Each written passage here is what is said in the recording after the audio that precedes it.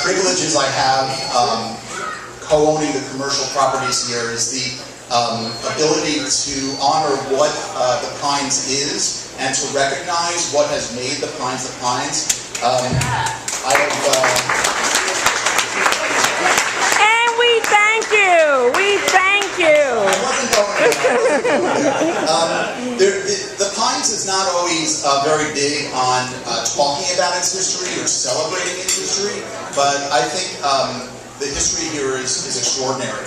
And one of the major kind of contributions to American cultural history emanated in the Pines. There's not a book about pop history, rock history, music history that doesn't cite the Sandpiper and the Ice Palace as two of the birthplaces of disco music, which is, and then the evolution that came as the years went on. They're really iconic cultural monuments, and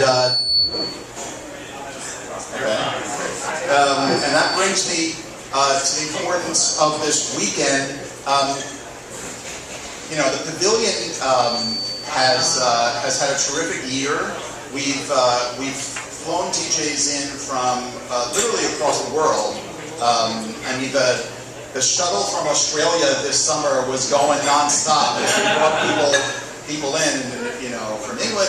We've had a very, very vibrant year, and it's our commitment to bring the pavilion back to what it was. And I think we've come a long way this summer. I think we've had I know we've had a very successful summer. It's been very gratifying.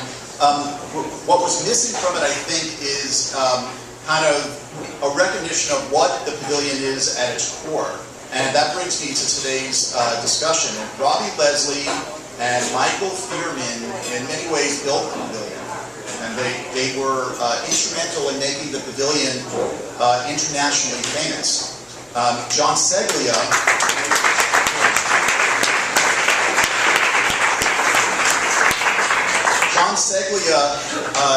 was an explosive, unknown talent at the beginning, I think, of 1982, who emerged at the pavilion and became the overnight sensation of the early 80s here.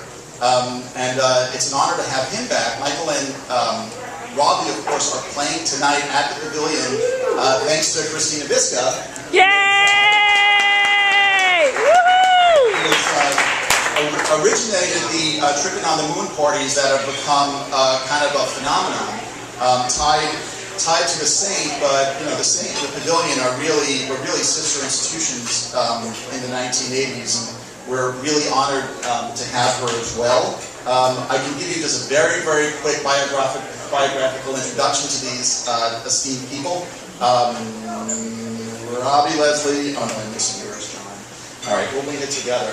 Robbie Leslie, the clubs he played are basically, all the people here played the iconic institutions in the 80s and 90s, including the Sandpiper, the Pavilion, the Saint, the Underground, Studio 54, the Palladium, Saint at Large, and Michael and Robbie played a slew of circuit parties.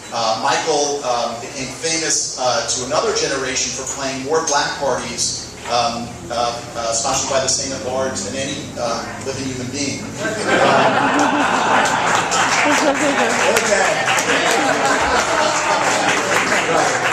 Right. Fortunately, it's a former.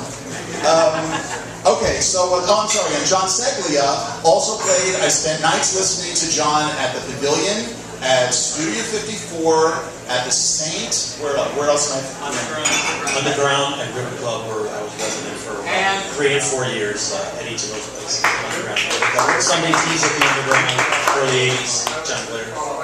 And you may say that John Seglia is the greatest living mixer of writers on earth.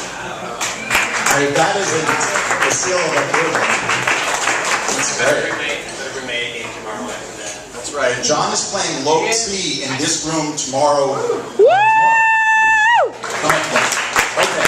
So when you guys guys turn that microphone on, I just want to begin. I just wanted to ask you all when you discovered Fire Island and how you got your first break here. And if I could start with Robbie. There's lipstick on my microphone.